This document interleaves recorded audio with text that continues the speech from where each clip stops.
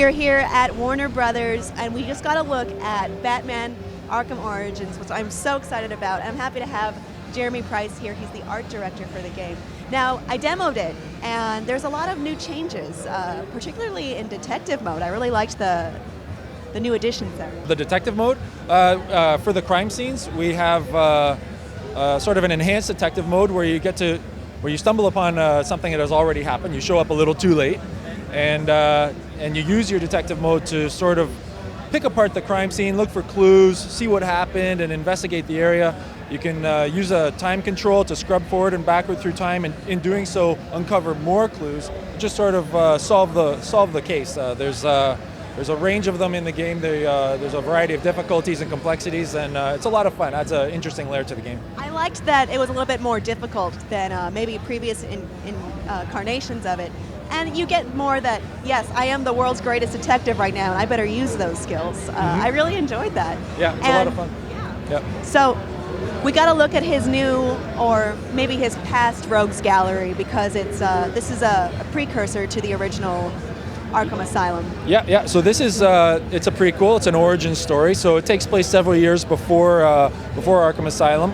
It's a story about the formative years of Batman. It's like his transition from the sort of Batman, the vigilante, into Batman, the Dark Knight, and just him sort of growing into the shoes that he fills in later games. It's also a story about the origins of his relationships with the people around him, and the relationships with the villains that he meets, and his relationship with the GCPD. And it's it's just sort of explaining the backstory and laying the groundwork for those later events. I got a taste of that in the demo. Nice of you to drop in.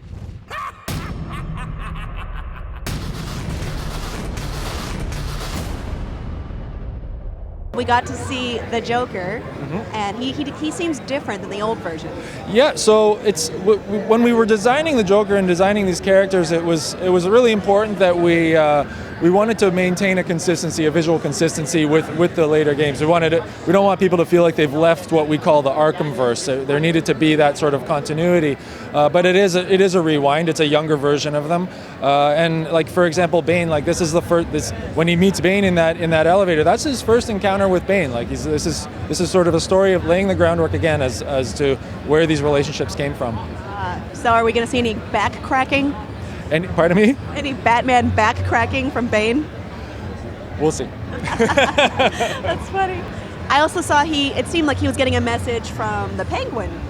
Yeah, the Penguin is in the game. The story of the game is, it's the story of Black Mask, who has hired 8 assassins to kill Batman over the course of one night, Christmas Eve, in the middle of a big snowstorm. And so he's offered a prize of $50 million. So it's basically Batman fighting for his life on the coldest night of the year. We've announced 3 of those assassins. So there's Bane, and there's Deadshot, and there's Deathstroke.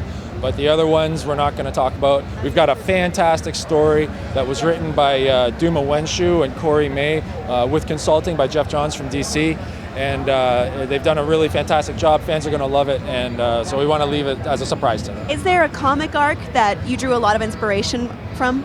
Inspiration comes from a lot of different places. I mean, it finds its way into your conscious and your subconscious in a lot of ways. Definitely, there's a lot of Year One that we drew from. Yeah, and so that was one of the inspirations for sure. That's a good one. Yeah, that's a really good one. I'm looking forward to it. Are there any other additions we saw a few new weapons in there. We talked about so that. we've got the new gadget that we announced is the Remote Claw, and it's basic. It gives the player a lot of creativity as far as how he deals with combat situations. It can be used as a navigational tool, so you can create like a zip line or a tightrope between gargoyles. It can be used in combat, and it can be used to debilitate enemies. It's a lot of fun to use. It really was. It was like tying them to propane tanks and gargoyles. Let's tie them together. Let's make a tightrope. It was really great. Yeah, it's a lot of fun. All right, well, thanks so much for talking to us. I'm really excited for this when it comes out in October 25th. Yes, and oh gosh, before Halloween. On Xbox 360, PS3, Wii U, and PC. All right, well, get ready for that. I know I am. Thanks so much for talking to us. Thank you. Where's Black Mask?